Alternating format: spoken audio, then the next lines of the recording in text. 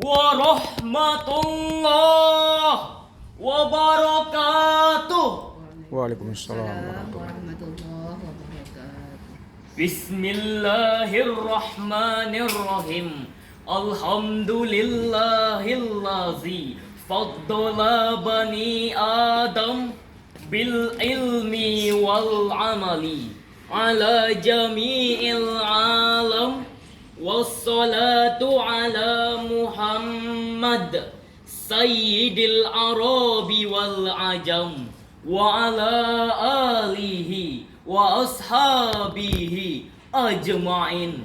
Amma ba'du. Dewan Hakim yang kami hormati, hadirin yang berbahagia, Indonesia adalah negara dengan beragam budaya, bahasa, suku maupun agama. Bukan hanya di Asia Tenggara, tetapi dunia pun mengakuinya. Seperti yang ditegaskan oleh Presiden Republik Indonesia, Insinyur Haji Joko Widodo menyatakan, keberagaman adalah anugerah dari Tuhan yang harus dijadikan kekuatan. Indonesia harus tetap satu dalam persaudaraan. Namun sayang hadirin, tidak bisa kita pungkiri keberagaman yang dimiliki Indonesia saat ini juga merupakan sebuah ancaman mengerikan yang berpotensi menghancurkan persatuan dan kesatuan. Bukankah Bapak Proklamator Indonesia Dr. Andes Muhammad Hatta pernah berkata, jatuh bangunnya bangsa ini sangat tergantung dari bangsa itu sendiri. Makin pudar persatuan dan kepedulian, Indonesia hanyalah sekedar nama dan seuntaian gambar pulau di peta. Tentu hadirin, kita tidak ingin hal ini menimpa tanah air tercinta. Untuk itu, membangun kekuatan melalui keberagaman di Indonesia adalah judul Syarhil Quran yang akan kami bahas pada kesempatan ini. Sebagai landasan, Al-Quran Surah Al-Hujurat ayat 6.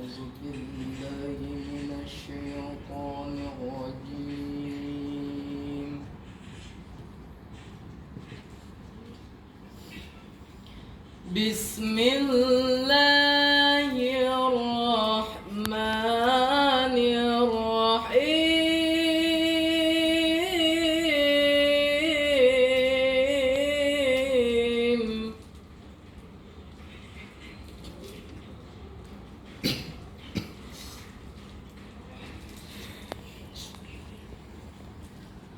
Ya ayyuhan nasu inna khalaqnakum min dzakarin wa untha.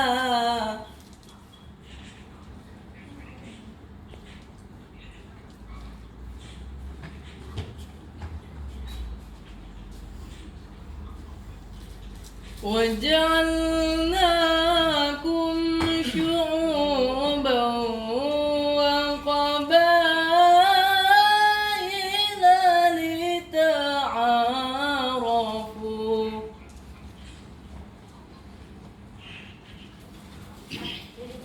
إن أكرمكم عند الله أتقاكم.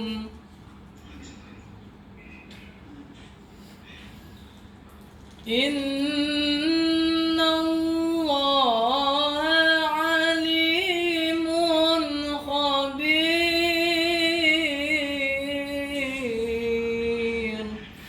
Aku berlindung kepada Allah dari godaan setan yang terkutuk. Dengan nama Allah yang Maha Pengasih, Maha Penyayang. Wahai manusia, sungguh kami telah menciptakanmu dari seorang laki-laki dan seorang perempuan. Kemudian kami jadikan kamu berbangsa-bangsa dan bersuku-suku agar kamu saling mengenal. Sesungguhnya orang yang bertakwa merupakan orang yang mulia di sisimu.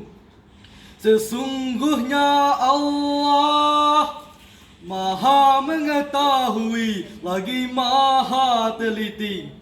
Hadirin yang kami banggakan, Syekh Abdurrahman bin Abi Bakar dan Imam Jalaluddin dalam kitab tafsir Ad-Durrul Matsur fi Tafsir bil Ma'sur jilid 7 halaman 578 menjelaskan bahwa sababun nuzul ayat ini adalah ketika Rasulullah meminta Bani Bayaddah untuk menikahkan salah satu putri mereka dengan Abu Hindin yang merupakan bekas budak mereka. Namun Bani Bayaddah menolaknya seraya berkata, "Ya Rasulullah, bagaimana kami akan menikahkan putri kami dengan bekas budak kami?" Maka turunlah ayat 13 ini yang diawali dengan kalimat ya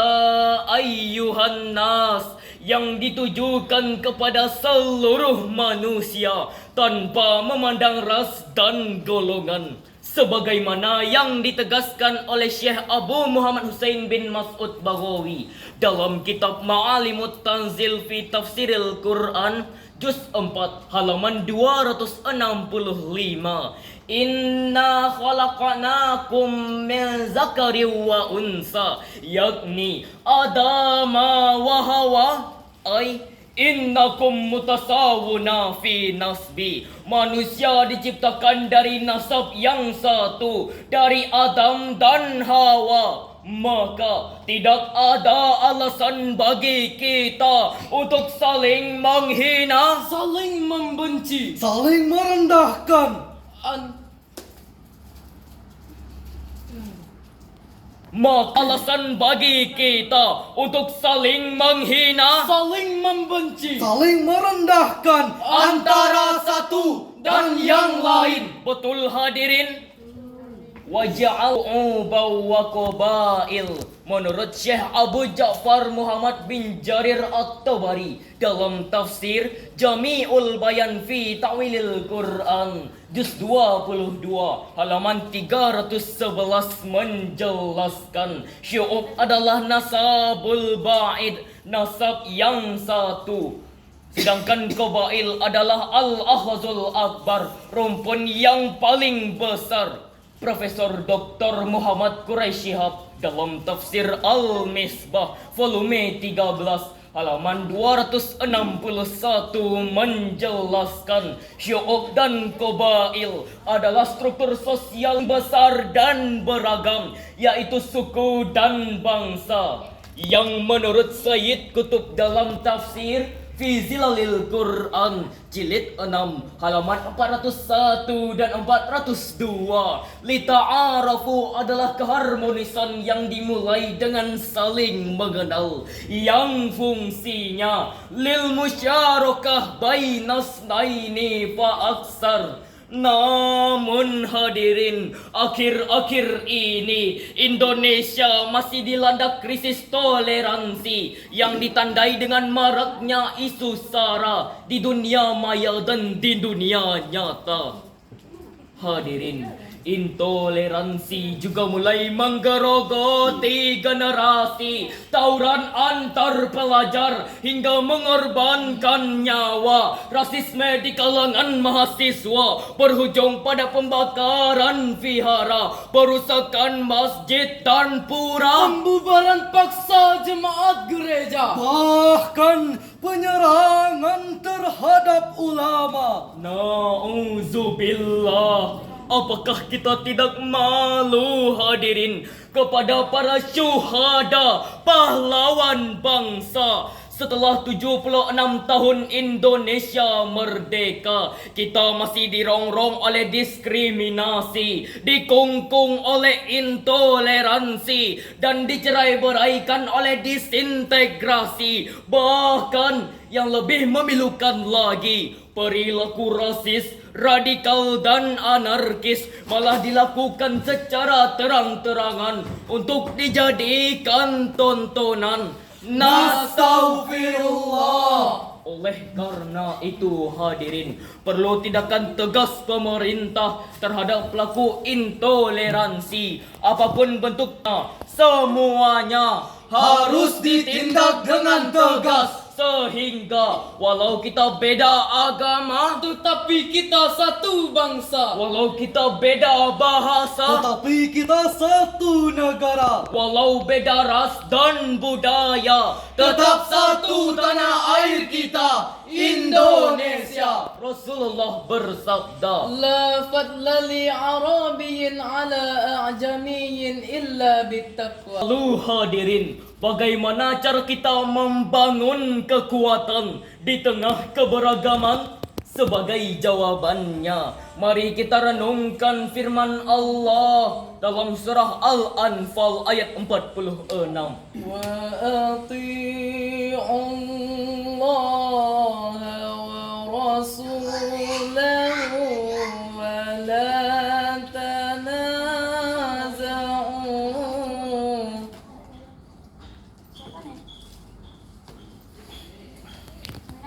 ولا تنازعوا فتفشلوا وتذهب ريحكم واصبروا.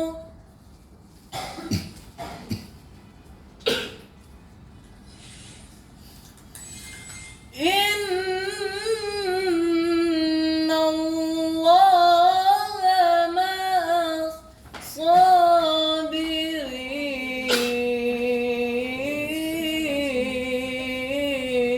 الصابرين.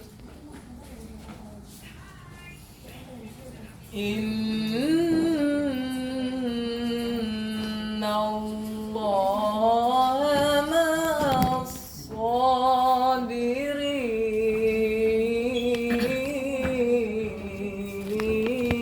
الصابرين.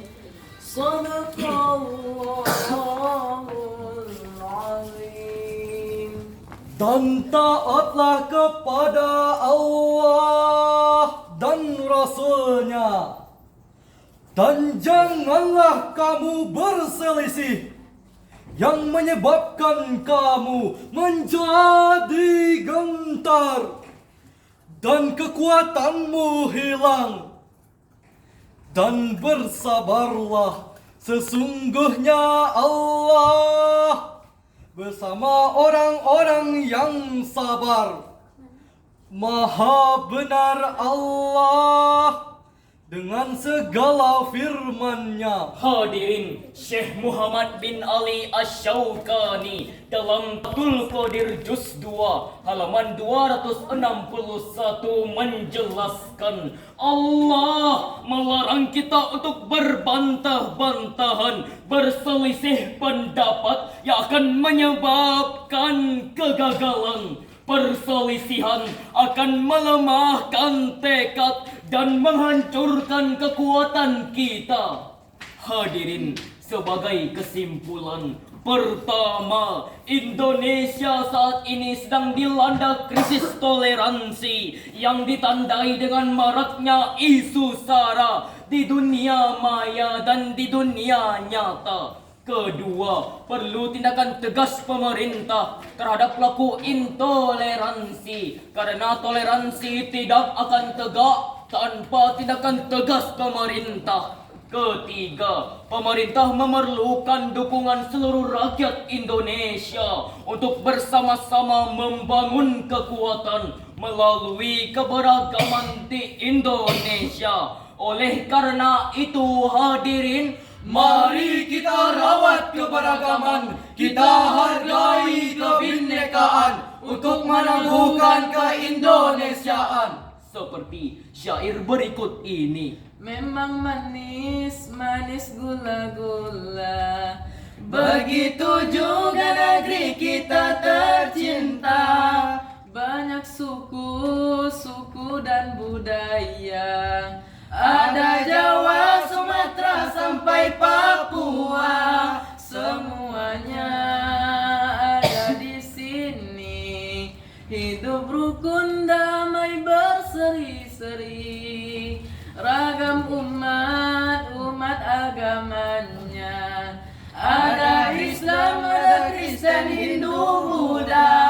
Semuanya ada di sini. Bersatu di Bhinneka Tunggal Ika. Wabillahi taufik wal hidayah. Wassalamualaikum warahmatullahi wabarakatuh. Waalaikumsalam. Siapa nama pesara?